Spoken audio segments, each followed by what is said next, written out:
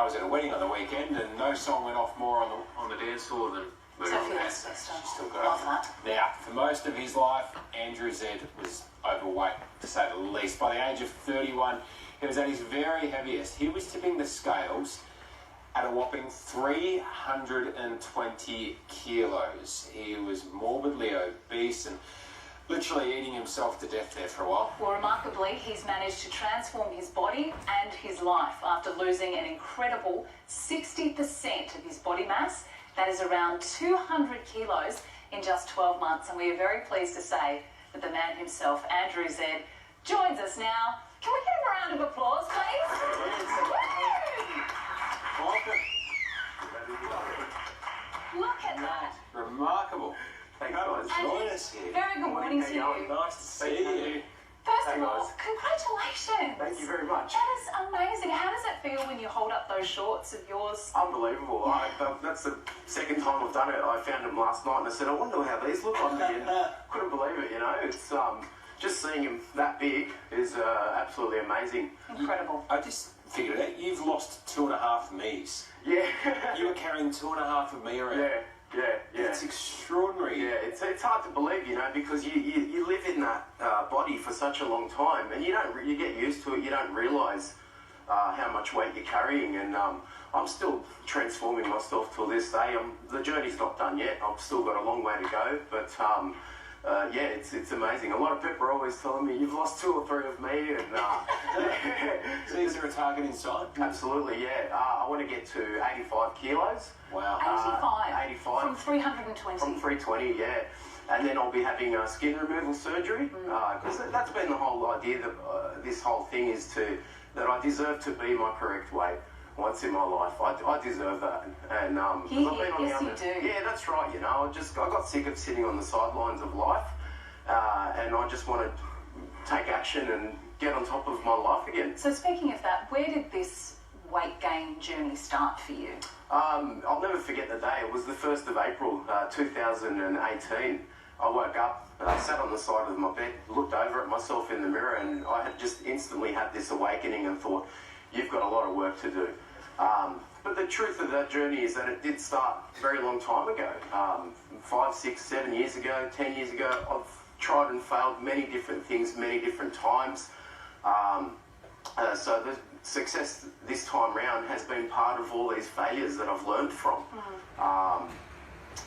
So the journey started many years ago, but this particular one was in the last 12 to 15 months that it's just all been happening. Was food for you linked to some sort of, was it comfort for you? Yeah, absolutely. It's I'm an emotional eater, so you know, if I'm having a good day, a bad day, whatever it is, I'm eating food, and that's definitely always been a problem of mine. Well, absolutely. What's been the biggest change for you in terms of perhaps something that you couldn't do in the past when you were your bigger self, that now all of a sudden you've got a new lease on life with?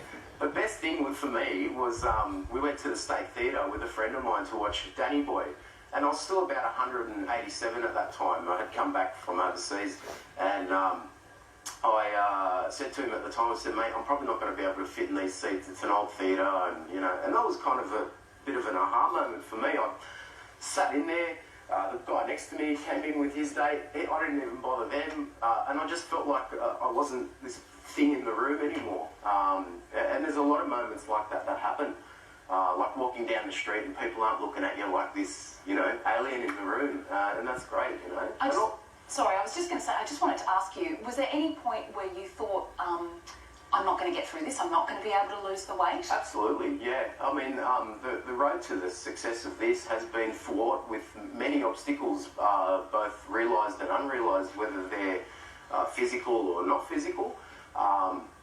And I've held on to the idea. When I woke up that fateful morning, I had a motto that I came up with, which was, this is it. And that's been my motto that I've held on to through hell and high water. And you know, there's 3 principles that I've used to sort of get me through this, and it's been motivation, discipline and desire. And those 3 things work in tandem. Sometimes one's on, sometimes all 3 are on. Motivation is fickle, you know, that can come and go. Discipline, that's something that I've had to ingrain in myself to get the success that I've had.